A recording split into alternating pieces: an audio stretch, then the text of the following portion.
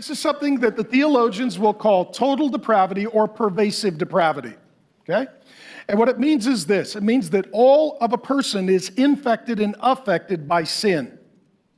I'll start with a simple analogy. So here's my nice clean water.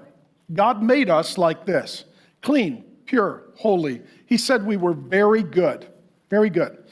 Sin then enters into the human condition. We all inherit it, Romans 5, from our first father, Adam.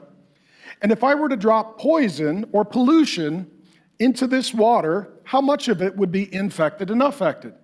All of it. There wouldn't be a portion that would be preserved. So it is with the human condition. Your mind is infected and affected by sin. Your heart is infected and affected by sin. Your will is infected and affected by sin. And those who don't believe in the Bible think that a part of them is good. Well, I just follow the science. Why do you trust your mind? Well, because it makes sense to me.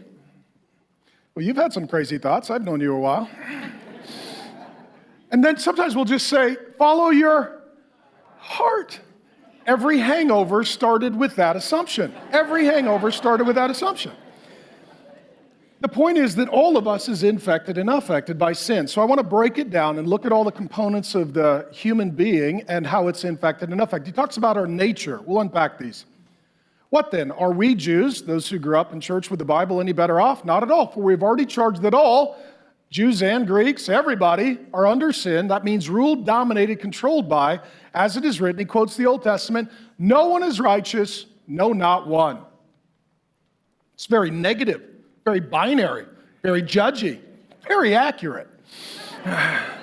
What about our mind? Well, I went to college. I have more degrees than Fahrenheit. I'm very, very smart. No one understands. They have a lot of knowledge, but not a lot of wisdom. We call that college. Also, motive. No one seeks for God. We'll talk about that. How about your will? All have turned aside. Together they have become worthless. Deed. No one does good, not even one. Word. Their throat is an open grave. They use their tongues to deceive. The venom of asps is under their lips. Their mouth is full of curses and bitterness. What about the body? Their feet are swift to shed blood. Emotion. In their paths are ruin and misery, and the soul. And the way of peace they have not known. When you go to the doctor, they literally give you a checkup from head to toe. This is God's checkup of humanity from head to toe. He literally starts with, stick your tongue out, let me look down your throat. That's literally where he starts. He starts with nature. This is something that you will only learn in the Bible. You will not hear in any other educational format. That you are not just a sinner in your behavior, you are a sinner by nature. It's not just what you do, it's who you are. Therefore, you can't just have behavior modification. God needs to give you nature regeneration. That God needs to fundamentally change you at the level of being. That's how bad we are, and that's how great the need is.